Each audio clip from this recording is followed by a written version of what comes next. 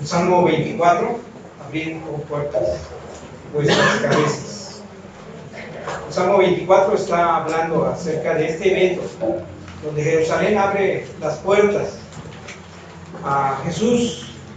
Y hay varios pasajes, de hecho en los 4 evangelios habla de este evento tan importante que vamos a iniciar a celebrar, a meditar, a pensar, que es el evento de la Semana Santa. Como cristianos hay 2 fechas, porque la Navidad, que no tenemos tan claro en qué fecha fue, pero esta fecha de Semana Santa sí tenemos claro que fue sobre estas épocas.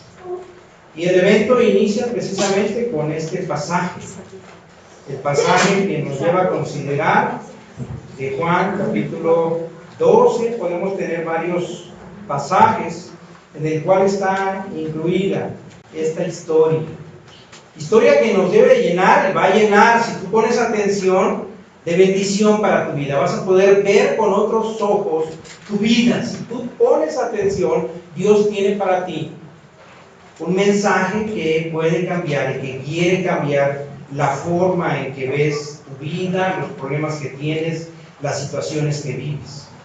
Vamos a estar preguntando y respondiendo acerca de quién es este Rey de Gloria. Te voy a pedir que alistes tu pluma. Si no tienes pluma, levante tu mano y ahorita pasan a darte pluma.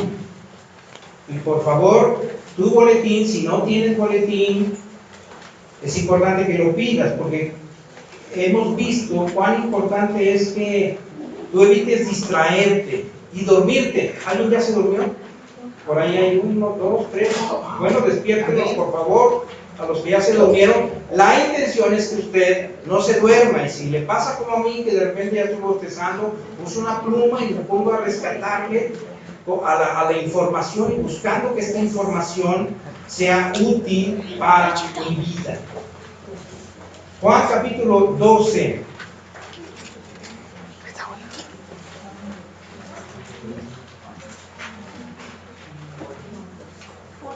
Vamos a leer desde el versículo 10. Yo no voy a decir dónde terminamos, para que vean el contexto en el cual está pasando todo esto. Dice: pero los principales sacerdotes acordaron dar muerte también a Lázaro,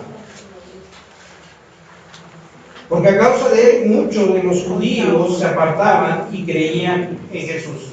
Aparte de Lázaro, ¿a quién querían dar muerte? A Jesús. Así es que el siguiente día, grandes multitudes que habían venido a la fiesta, al oír que Jesús venía a Jerusalén, tomaron ramas de palmera y salieron a recibirle y clamaban: Hosana, bendito el que viene en el nombre del Señor, el Rey de Israel. Así es que la entrada a Jerusalén venía precedida, porque se había corrido la voz de que Jesús, el que había resucitado a Lázaro y el hacedor de milagros, estaba presente. Pero no tan solo estaba la gente de la región, también venían gente de muchos lugares del Mediterráneo, de las tierras adyacentes donde los judíos habían emigrado, muchos de ellos. Así es que Jerusalén en estos momentos estaba llenísimo de gente extranjera. Así como ahorita, si usted ve las noticias allá en Israel, está lleno de gente de todo tipo celebrando este momento. Pero en ese caso estaba Jesús en esta celebración, porque era una celebración que se festejaba cotidianamente cada año, como el festejo de la Pascua. Entonces anualmente los judíos hacían esta peregrinación. Pero vamos a pensar en Jesús. Jesús, al contrario de la gente que estaba pensando que iba a llegar, iba a tomar el control, iba a vencer a los romanos y se iba a acabar sus problemas económicos, que pensaban que llegaba como salvador de sus bolsillos y que sus deudas se iban a pagar y que ya no iba a subir la gasolina y que ya no iba a cobrarle la televisión y que los niños no iban a pagar las escuelas. Todo lo que usted se pone a pensar actualmente que promete un político, las personas estaban pensando que eso iba a pasar, que una nueva era llegaba económicamente. Usted y yo sabemos que esto no fue así. Jesucristo no se proponía eso. Mi reino, dice Jesús, no es de este mundo. Y Jesús sabía a qué entraba a Jerusalén, porque ya él tenía noticias y sus discípulos le habían dicho: no vayas a Jerusalén, te van a matar. Jesucristo ya sabía a dónde iba. ¿Qué le impulsaba a Jesús? ¿Qué era lo que le motivaba a Jesús? ¿Cuál era el pensamiento de Jesús para Jesús entrar en ese momento ante el evento más crítico que iba a pasar en su vida? El camino a la crucifixión. Quiero que pienses qué es lo que te mueve a hacer lo que haces. Y ahí tienes una encuesta, lo noté en el boletín, por favor abre allí y escribe del 1 al 10. ¿Qué es lo que más me motiva a hacer lo que haces? En ese momento en el que estás allí, ya sea en tu casa, o estás en el trabajo, estás moviéndote en el camión, estás movilizándote, dices: ¿de dónde saco mis fuerzas? ¿Qué es lo que me estimula para hacer lo que hago? Muchos dirán: mi familia, por mi familia yo estoy dispuesto a morirme. Anote usted del 0 al 100, ¿cuál es su motivación a hacer lo que usted hace? ¿Me puede traer un vaso de agua, por favor? La persona que se compadezca de mí. Y piénsele ahí, usted, por favor, anote del 0 al 100. Lo que le motiva a hacer puede ser su familia. Eso me motiva en mi vida. Le puede motivar a usted mi economía, el dinero, ganar dinero, pagar mis deudas, sacar adelante la alimentación en la casa. Eso me motiva y por eso estoy dispuesto a trabajar y le chambeo muy duro y estoy 8 horas o más de trabajo con tal de pagar deudas, tener economía y sobrevivir. También significa tener dinero. Por tener dinero, ¿por qué estudias lo que vas a estudiar? Le preguntan a los estudiantes, y ya no es porque me gusta eso. ¿Por qué estudias para ingeniería mecánica? Porque se gana dinero. Lo que piensan, es lo que les motiva para muchos. No porque les gusta, no porque les atrae, sino porque ganan dinero. ¿Qué te motiva? O a lo mejor alguno de ustedes: me motiva mi iglesia, yo estoy dando todo por mi iglesia. Anótele ahí usted puede determinar cuáles son sus grados de motivación, donde saca usted fuerza para vivir. Y puede tener otro, y ahí anótelo, por favor, ese otro que a usted lo puede llegar a motivar. ¿Este examen ya lo hicieron? Sí, lo vamos a calificar. ¿Verdad? Quiero que usted piense, ¿qué le motiva a seguir adelante? Mi novia, mi novio, me motiva. La persona que quiero, eso es lo que le motiva. La pregunta es: ¿qué motivaba a Jesús? ¿Qué era lo que le motivaba a Jesús? ¿Qué le impulsaba a hacer lo que estaba haciendo? Al grado tal que él sabía iba a dar su vida. ¿Qué le motivaba en ese momento? Escuchando las palmas, escuchando el hosana en la gente. Él sabía muy bien que pocos días posteriores, ese hosana al rey que viene se iba a convertir ante Pilato en un crucifícale. Cuando Pilato preguntó a la multitud: ¿y qué hacemos con este? Crucifícale. Esa gente que estaba ahorita en este momento sonriendo al rey de Israel, hosana al que viene en el nombre de Jehová, más adelante iban a estar ante Pilato diciendo: crucifícale. Y horas después, momentos después, iban a estar al pie de la cruz algunos de ellos diciendo: a ver, si eres el rey, bájate; si eres el Mesías, bájate. Jesucristo los conocía. Jesucristo no podemos envidiarle por la familia que tenía, no podemos envidiarle, porque en el ministerio la familia de Jesús no estuvo presente, no creían en él. Dice la palabra de Dios que no creían, sus hermanos se burlaban de Jesús. En una ocasión, mamá y sus hermanos de Jesús se acercaron ante Jesús porque querían, dice, llevárselo, porque creían que estaba fuera de sí, porque creían que estaba loco. Nadie puede envidiar a Jesús por su familia carnal que tenía, porque no era una familia muy unida, Jesús. A lo mejor tú estás pensando en la forma en la que te está motivando o desmotivando si tienes problemas familiares. Y dices: si se arreglara y yo perteneciera a una mejor familia, eso me daría energía para vivir. Bueno, a lo mejor a ti sí, pero a Jesús eso no lo motivó, ese no era el impulso. Eso no fue el impulso, lo que le movía a él. A lo mejor, alguno pensaría que Jesús era muy capaz en sus áreas de trabajo. Pero nadie puede envidiar a Jesús porque dejara un trabajo excelente, o hiciera algo fenomenal. Continuamente vemos, y ayer vi a unos chinos trabajando la madera y haciendo grandes cosas. Y yo decía, qué padre, si yo aprendiera eso, qué motivación para hacer las cosas. Pero a Jesús, ¿cómo haría su trabajo? Yo creo que Jesús hacía muy bien su trabajo de carpintería. Pero eso no le motivó, de hecho no quedó ningún algo y ni una mención de que él hiciera unos trabajos de carpintería excelente. Usted no puede envidiar a Jesús por sus trabajos bien hechos, por su carrera tan meteórica en el campo de la carpintería. Usted no puede envidiarlos. A lo mejor envidia a otras personas que tienen unos trabajos excelentes, pero a Jesús no.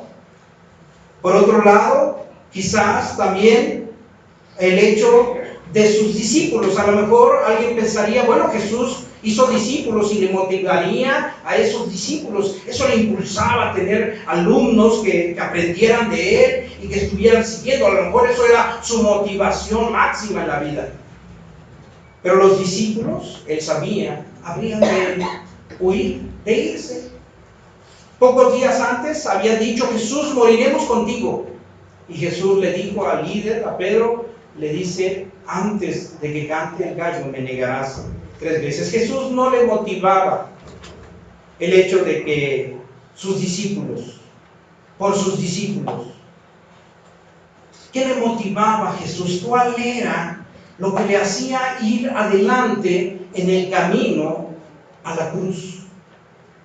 Y vamos a ver varios elementos. Uno, a Jesús pensaba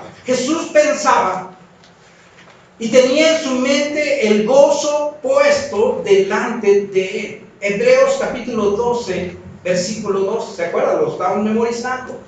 Puesto los ojos en Jesús, autor y consumador de la fe, el cual por el gozo puesto delante de él sufrió la cruz. ¿Qué lo motivaba? ¿Qué lo impulsaba? El gozo puesto delante de él. ¿Usted quiere aprender de Jesús? ¿Usted quiere saber cómo tenía esa ecuanimidad y esa capacidad de mantenerse firme a pesar de las situaciones tan difíciles? Una familia problemática, una familia que creía que estaba loco, discípulos que eran cobardes, personas que ahorita lo alentaban y le gritaban y que sabía que posteriormente lo iban a traicionar ante Pilato. Ante toda esa circunstancia no es para desanimarse las situaciones que quizás tú estás viviendo. Usted quiere aprender de Jesús, usted quiere saber cómo pasar y afrontar los problemas que tiene en la vida. Aprenda de Jesús. Jesús tenía puesta en su mente el gozo puesto delante de él. A Jesús le alentaba visualizar su triunfo. Tenía visualizado el triunfo de la vida. ¿Qué es triunfar en la vida? Dejar una familia bonita, dejar bienes, dejar un trabajo que van a decir, wow, qué padre trabajo hacía. ¿Cuál es el triunfo en la vida? Y el triunfo en la vida no tiene que ver con lo que haces, sino que tiene que ver con lo que eres. Y Jesús habría de derrotar para siempre a la muerte, al sepulcro. A Satanás lo habría de derrotar, a la mentira, al padre de las mentiras. Los 3 grandes enemigos de la humanidad, que tiene que ver con la mentira que nos rodea y con el agente destructor que busca atrapar a la gente en sus mentiras, había de ser herido en la cabeza y muerto en la cabeza, conforme a la profecía, cuando el hombre perdió la oportunidad de vivir una vida abundante y de propósito, cuando cayó por causa de aceptar la mentira de la serpiente que le dijo, seréis como Dios. Esa mentira que habría de perpetuarse y que hasta ahora perpetúa en gran gente, En el mundo actual que te dice, tú eres tu Dios, tú dominas, tú decides, esa mentira habría de sucumbir en un hombre que derrotó la mentira. Ese triunfo que se había señalado para entrar a la presencia del Padre, que habría de tener un cordero sin mancha, y Jesucristo habría de probar que ese cordero sin mancha era Él, y estaba entrando ante el altar del sacrificio. En esos golpes, en ese juicio injusto, Jesús, Él se sostenía porque Él sabía que iba a ser vencedor. ¿Usted no cree que Jesucristo, ante las situaciones que estuvo presentando en esa semana, no una voz que estaría diciendo, déjate vencer, diles que estás de acuerdo, que ya no vuelves a decir lo que estás diciendo, maldícelos y di a los ángeles que tienes a tu alrededor, extermínalos? ¿Usted no cree que Jesús pasó por esa tentación? Fue tentado en todo, pero sin pecado. Jesucristo, como cordero, fue llevado al matadero y no abrió su boca. Y Jesucristo ahí estaba venciendo. Toda la injusticia que había a su alrededor sería vencida por la justicia perfecta que Él iba a manifestar en todo su camino a la cruz. Y usted y yo podemos visualizarle en esa victoria, en ese triunfo, porque Él venció. Nosotros también somos de ese ejército vencedor. Nosotros podemos acercarnos confiadamente al trono de Dios porque alguien ya ganó el acceso al Padre. ¿Quién lo ganó? Jesucristo. Él es el vencedor. Él está en la diestra del Padre y nos invita a entrar para que estemos junto con Él. En Cristo no tan solo tenemos el perdón de nuestros pecados, la gran oportunidad de sentirnos libres de la culpa, del peso tan enorme de la culpa, de tantas equivocaciones que yo creo que usted está de acuerdo, ha cometido, y yo también he cometido. En Cristo Jesús tenemos la libertad para sentirnos libres de esa historia negra que traemos. Y en Cristo tenemos acceso al poder para ya no pecar. Busque Efesios 1:14. Efesios 1:14 nos dice de dónde viene ese poder para ya no pecar, para ya no equivocarnos y para tomar decisiones sabias.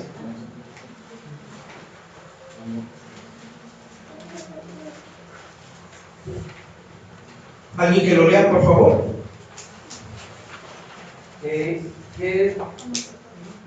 ¿Sí? Las arras de nuestra herencia hasta la redención de la posesión adquirida para la alabanza de tu gloria. ¿Qué es las arras de nuestra herencia? El Espíritu Santo de Dios, que es el que está animando el que nosotros estemos viviendo en la fe de Jesucristo. Y esa presencia del Espíritu nos da la oportunidad de cambiar la vida. Por otro lado, había otro impulso en él que podemos ver en la Escritura, que delante veía su resurrección. ¿Qué veía más adelante después de todos los golpes, de todas las infamias que iba a pasar, de todo ese dolor de la muerte que venía? Venía su resurrección, él ya la venía. Ella la veía ver después de 3 días muerto, él habría de resucitar. Él había dicho, la vida que yo pongo, la vuelvo a tomar.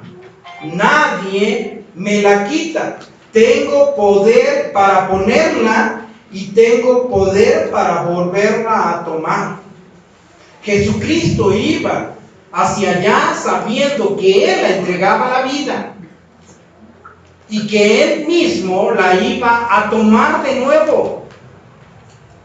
Él tenía el poder de dar la vida y de quitar la vida y de volverla a resucitar.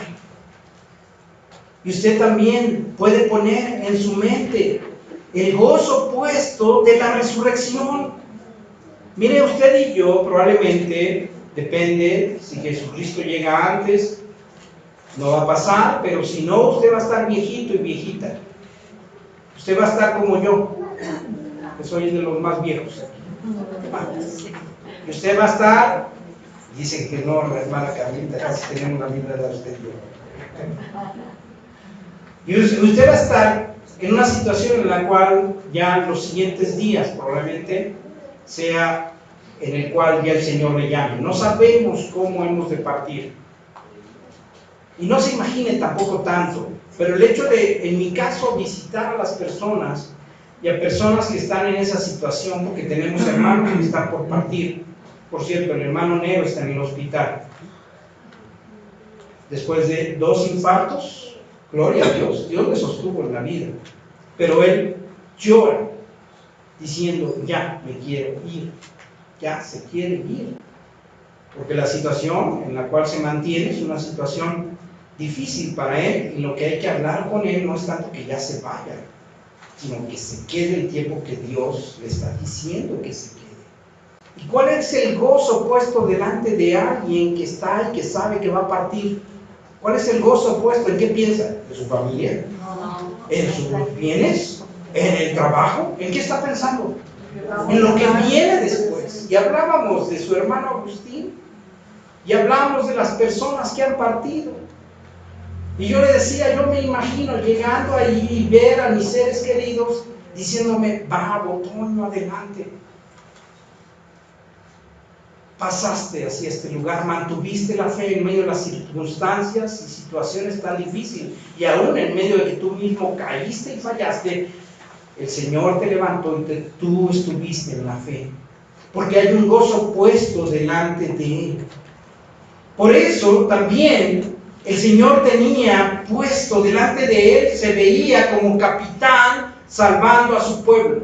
Escríbale ahí. Delante se veía como capitán salvando a su pueblo.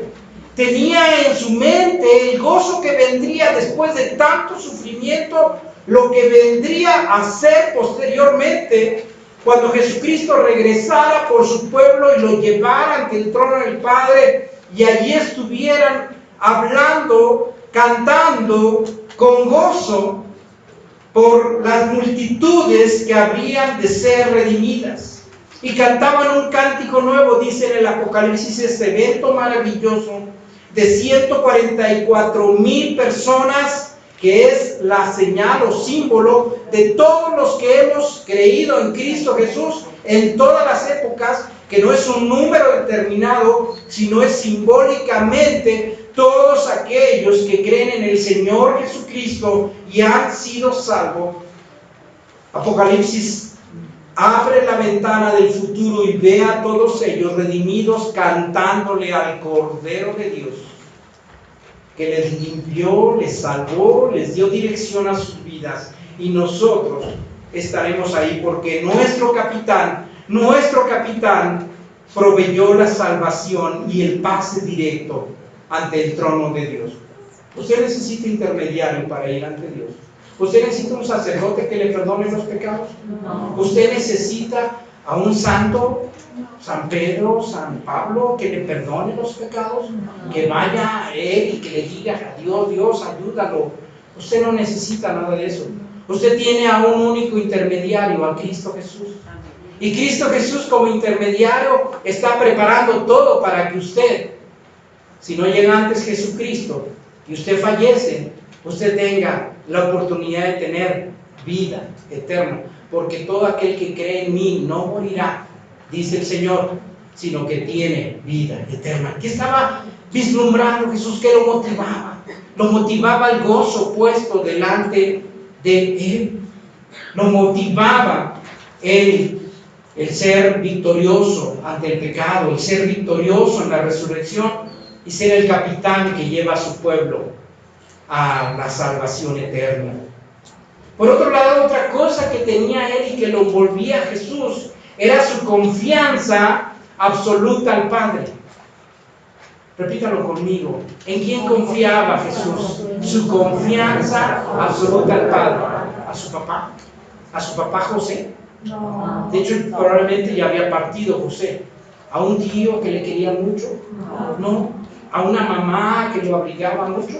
No, su confianza no estaba puesta en las personas, porque si usted ha vivido un poco de tiempo, sabrá que las personas fallamos y que las personas le fallan y que no se puede poner una confianza plena en las personas porque son débiles como nosotros.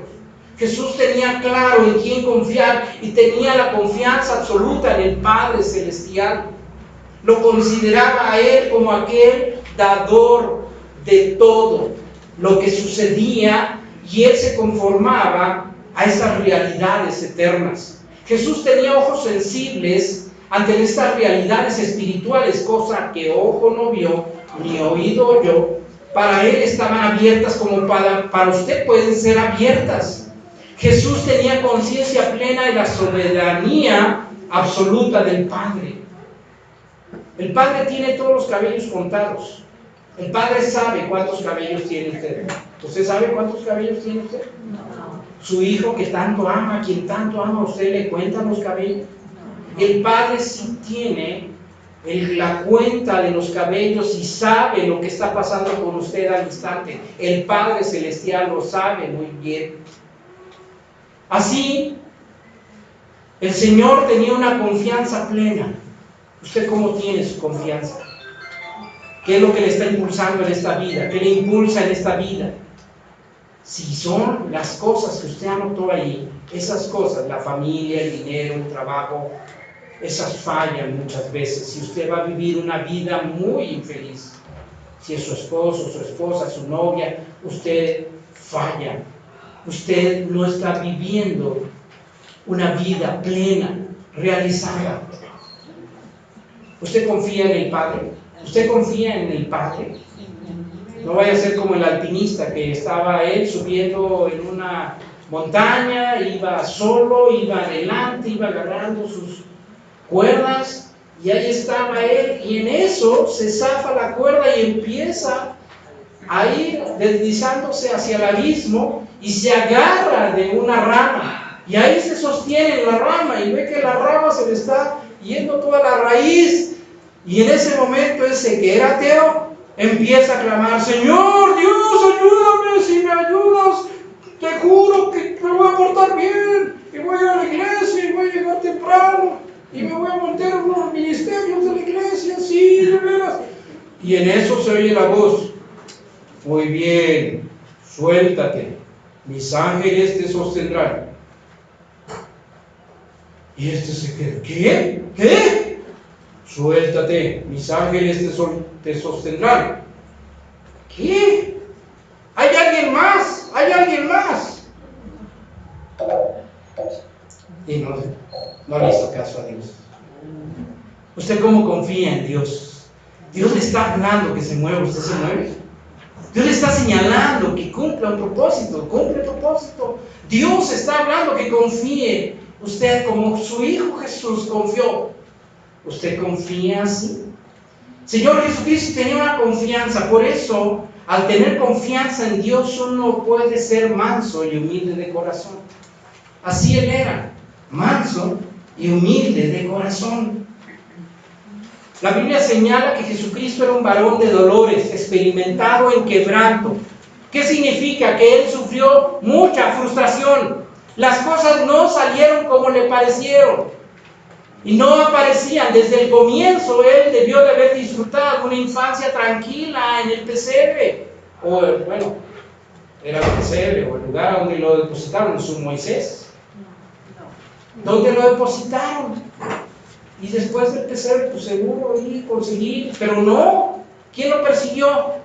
Herodes, y él tuvo que partir.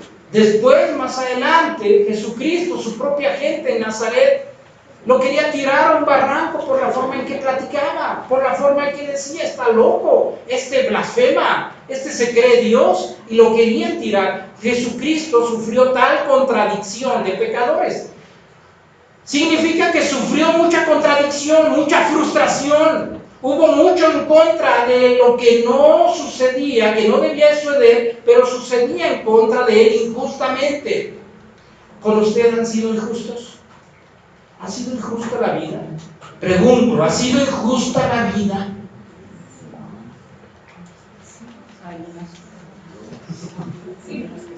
tiempo y le decía, claro, no tan solo la vida, Dios ha sido injusto conmigo. Desde niño yo tenía esa, quién sabe, carga tremenda de decir, ¿por qué me tocó esta familia? Y mire, me tocó una buena familia y yo sin embargo reclamaba a Dios. Y así viví mucho tiempo en ese pensamiento. No era manso y humilde de corazón, para nada. Era alguien frustrado con la vida. Era alguien enojado con la vida. ¿Usted ha conocido gente enojada con la vida?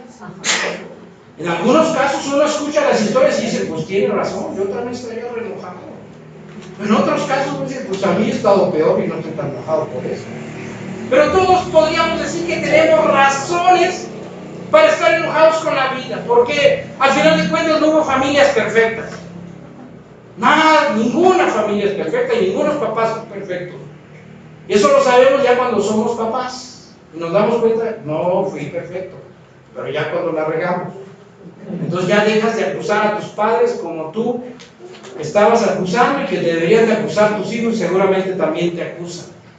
No eres manso ni humilde de corazón, pero Jesucristo se presenta en esa mansedumbre porque toda esa frustración, todo ese quebranto, Él sabía que cumplía un propósito de Dios y tenía un propósito todo el sufrimiento. Y por eso Él dice a las personas que están ahí, tomad mi yugo sobre vosotros y aprended de mí, que soy manso y humilde de corazón, y hallaréis descanso para vuestras almas. Descansarán vuestras almas. Usted sabe lo que significa no descansar ni aún en la noche, porque trae algún ahí todo el asunto ahí metido de las cosas que puedo controlar, y por qué me pasó, y por qué esto, y si digo esto, y ahí está.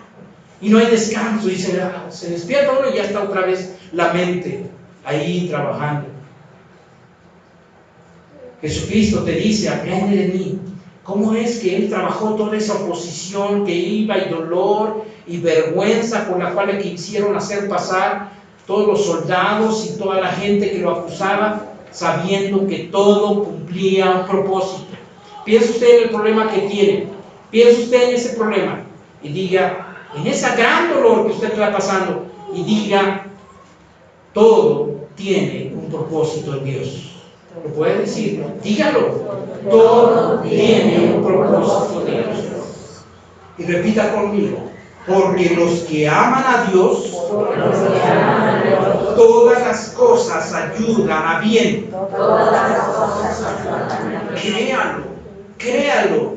Y usted va a descansar, como dice aquí Jesús. Aprended de mí y descansad, que soy manso y humilde de corazón. ¿Puede usted entregar eso? Jesucristo lo había entregado. En esa confianza absoluta al Padre, también tenía confianza absoluta en los tiempos del Padre, en el tiempo del Padre. Jesucristo ya había estado señalando que el tiempo ha llegado. Sabía que los tiempos habían llegado. ¿Usted se acuerda cuando inició el ministerio Jesucristo? Su madre le dice, oh, hijo, no hay vino, se acabó el vino. ¿Y qué le dice Jesús? Tus tiempos no son mis tiempos, no son los mismos tiempos, no manejes mis tiempos. Jesucristo tenía claro que los tiempos estaban manejados ¿por quién?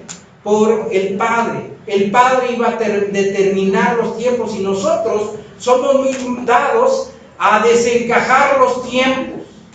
¿No es así?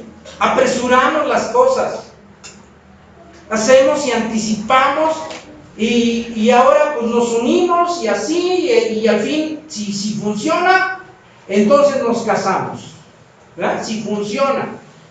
¿Qué está diciendo con eso? ¿Dónde está el amor? ¿Dónde está la calidad del amor cuando una pareja piensa así?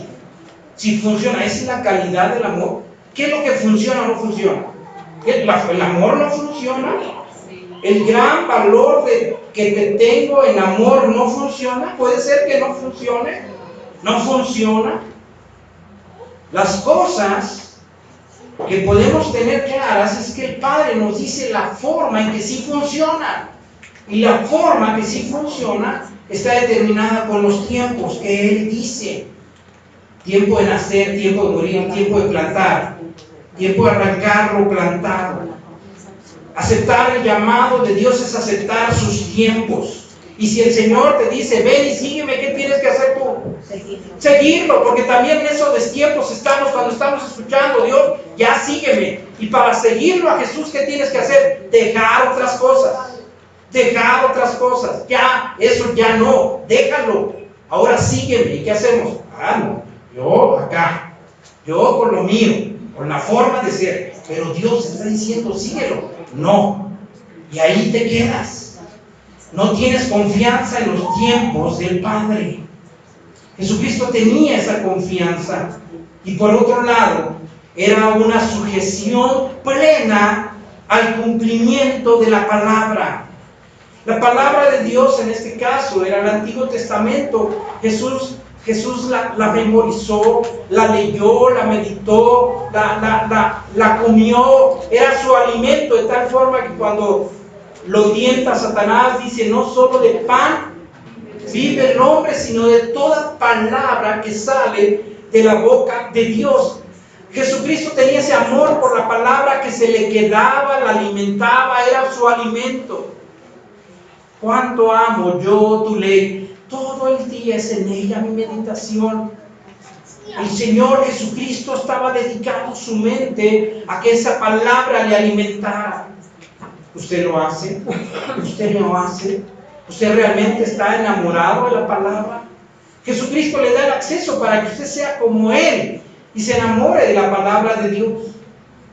En este caso se está cumpliendo una profecía allí en los pasajes, cuando está diciendo, no temas, hija de Sión, y aquí tu rey viene. Zacarías 9, versículo 9 al 12. Esto es la profecía que se está cumpliendo en Jesús. Alégrate, hija de Sión, da voces de júbilo, hija de Jerusalén. He aquí tu rey viene a ti justo y salvador y humilde. ¿Y quién estaba cabalgando humildemente? Era Jesús. Y fíjate lo que dice esa profecía. Y estoy diciéndote a ti que su palabra se cumple. Y esta palabra se puede cumplir hoy para tu vida. Y cuánto anhelo que esto suceda en ti. Porque dice esa misma profecía: volveos a la fortaleza, vuélvete a la fortaleza, vuélvete a quien te puede cubrir. Oh prisioneros de esperanza. A alguien que ha perdido la esperanza le está diciendo: vuélvete a esta fortaleza, porque te anuncio que te restauraré al doble. Usted piensa en las pérdidas que le motivaban a usted y que usted ha perdido, y usted piense en lo que gana en Cristo Jesús. Y Cristo Jesús tiene para usted el doble de lo que ha perdido. Un gozo doble sobre la vida. Eso es lo que ofrece el gozo doble. Si usted no lo tiene, le invito a que entre en esta profecía. Viva, sujétase al cumplimiento de esta palabra que hoy se cumple. ¿Lo cree usted? ¿Lo podrá creer usted? Amén. Amén. Gloria a Dios. Cierre sus ojos, por favor, en este momento, Señor. Aquí hay personas que hemos escuchado tu palabra. Anhelamos pensar como tú, sentir como tú, amar como tú, Señor. Enséñanos de ti. Aceptamos que cometemos muchas fallas y que hay demasiados fracasos a nuestro alrededor. Y así llegamos ante ti y tú te ofreces como nuestro capitán, como nuestro Salvador, como nuestra roca, Señor Jesucristo. En este momento hazte presente en el corazón de la persona que está viniendo con sed, con hambre, con deseos de esperanza. Señor, dale esa oportunidad a la persona que hoy viene buscando en su alma saciar de algo profundo que toque su vida.